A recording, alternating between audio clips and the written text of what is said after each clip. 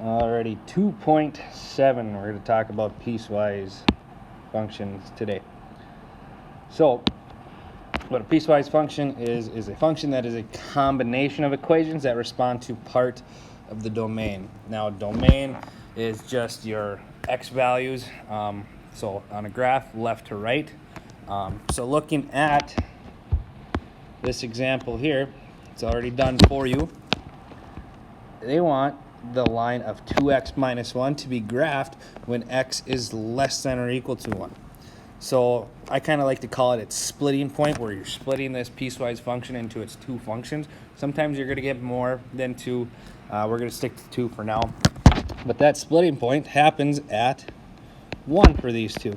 So if you notice, you get those points. Okay, you got that open dot and that closed dot. Okay, that is where this piecewise function is going to separate into its two equations. Okay, now, again, for that 2x minus 1, if x is less than or equal to 1, if you think about it, when x is less than or equal to 1, that's to the left of that splitting point. Okay, so this equation right here, that is your line of 2x minus 1. But the reason it's cut off is because I only want that for when it's less than or equal to 1. Okay. And the other thing you notice is it has that closed dot. The reason for that closed dot is that it has the or equal to. Okay. If you move on to the next one, that doesn't have the or equal to, so that is why it is open. At those splitting points, you will never have two closed dots. It's always going to be an open or a closed. So then again, if x is greater than 1, we're graphing that line of 3x plus 1. And since it's just greater than, we have that open dot. All right, so that's just an example of what it will look like. Now, we're going to evaluate, okay, so given an x value, where are we going to plug that value into? So, if you remember, we said that the equation's only given for a specific domain. So we need to figure out where that x value lies, and then that's what's going to determine which equation we plug it into. So for a there, x is equal to 0. So we're going to take that x equals 0 and plug it into this function. But we got to determine which one to plug it into. So if x is less than or equal to 3, so 0 is less than or equal to 3. That is a true statement. But 0 is greater than 3. That is a false statement. So this one lines up with the 3x plus 2. So we're going to take that x is equal to 0 and plug it into 3x plus 2. F of 3, I should say. 3 times 0 plus 2. 0 plus 2, or just 2. With these, you get one answer. Okay, a lot of struggles with these problems is a lot of kids like to just plug it right into both equations and then give me both. Okay, it only lines up with one of the two equations. Okay, it's for a specific domain. In this case, it was lined up with this domain for 3x plus 2. So for B, we're looking at when x is equal to 3. So pick one of the domains where you think it's going to be true. Okay, I see 3 is less than or equal to 3. That's where it's true, which is again the 3x plus 2. So we're going to plug 3 into that 3x plus 2. So f of 3 is equal to 3 times 3 plus 2, 9 plus 2, or 11. And then finally the last one, x is equal to 6. I think, okay, x is greater than 6, 6 is greater than 3.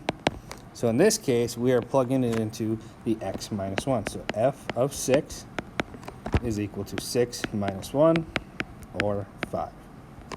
Okay, again,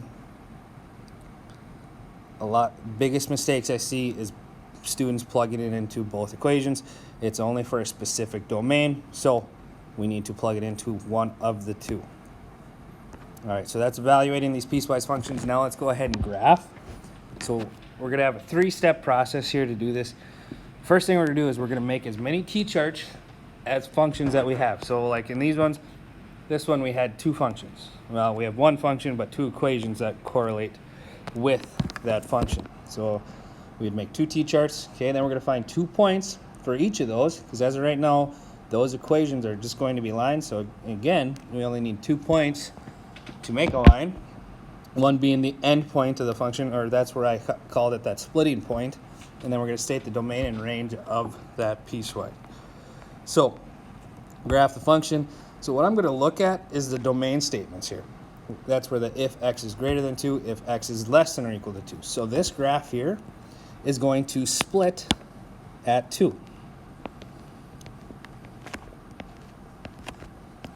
So that's the point where you are going to put one line to the right, one line to the left. So we're going to make 2 charts.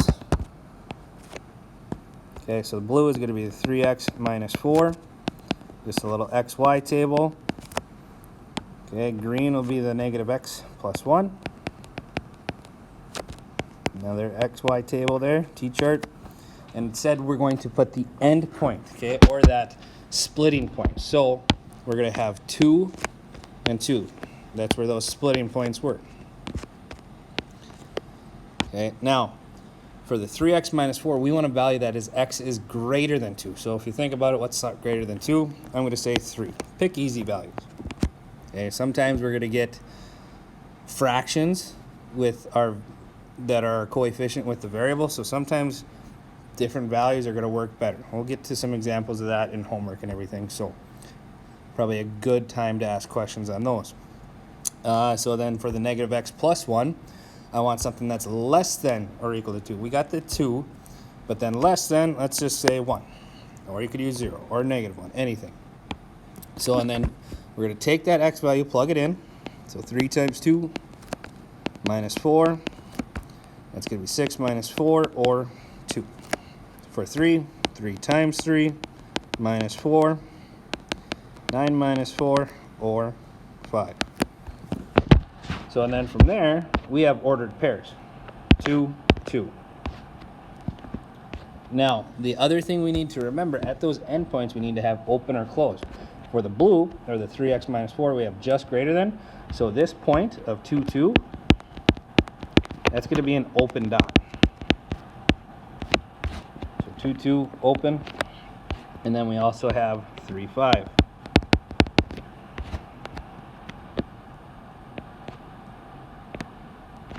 Now, another mistake a lot of students make is they just pick this point and go through it. Now remember, we only want the domain where it's greater than 2. So, what you need to do when you're drawing these, you always need to start at that splitting point or that end point and then go through that other point. Okay, so that's the 1/2. If we go over here, plugging in that 2, we got negative 2 plus 1 or negative 1. Negative 1 plus 1, or 0. So again, our point of 2, negative 1, and 1, 0.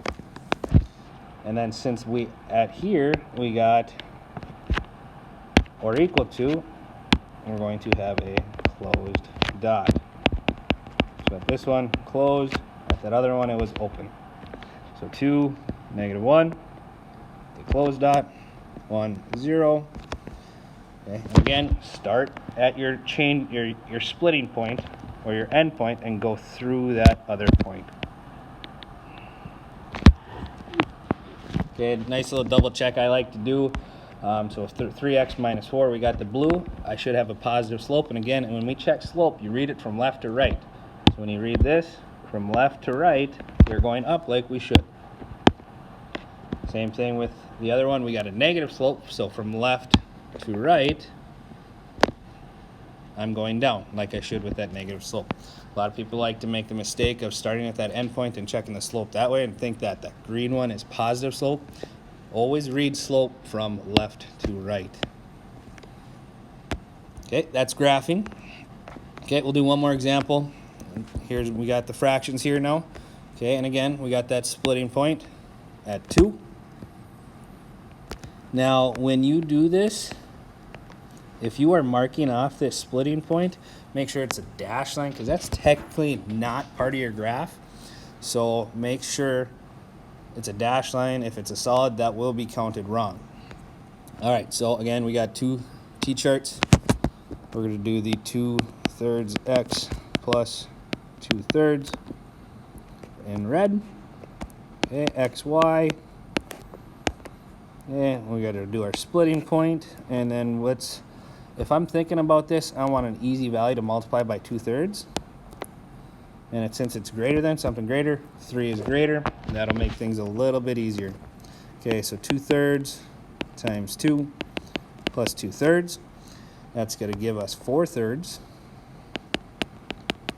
plus 2/3, or 6/3, or 2.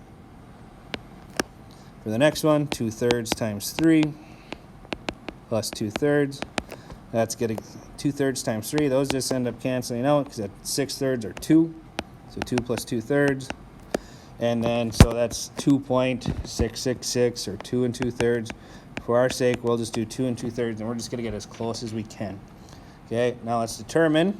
So we got that point of 2, 2 here, and since it was just greater than, that is going to be an open dot. So 2, 2, open dot there. 3, 2 2/3, so just barely getting up. Okay, and again, starting at that end point, go through your other point. There's your 1/2 of your piecewise function. Okay, going to the next one. So we got negative x plus 1, xy. Have your end point or your splitting point for your x value. We need something less than 2. I'm thinking 1. So negative 2 plus 1, or negative 1. Negative 1 plus 1, or 0. And again, so this is 2 negative 1 here for that point. And since it's or equal to, we're going to have a closed dot there. And then we got 1, 0 for this point. So 2 negative 1, closed dot, 1, 0. Start at your end point, go through your other point, and draw your line. All right, and that's all there is to piecewise functions. This is typically one of the harder things in this chapter, so make sure, attempt your homework, come to class with questions.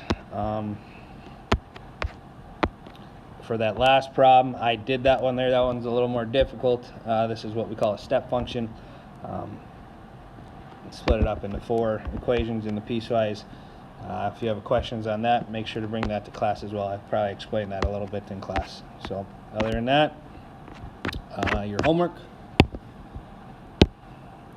piecewise functions, okay, evaluating, graphing them, okay, and then on the next lesson, I'm going to give you the graph, and you're going to have to write the equation. That'll be the second day of piecewise functions. Other than that, have a good day.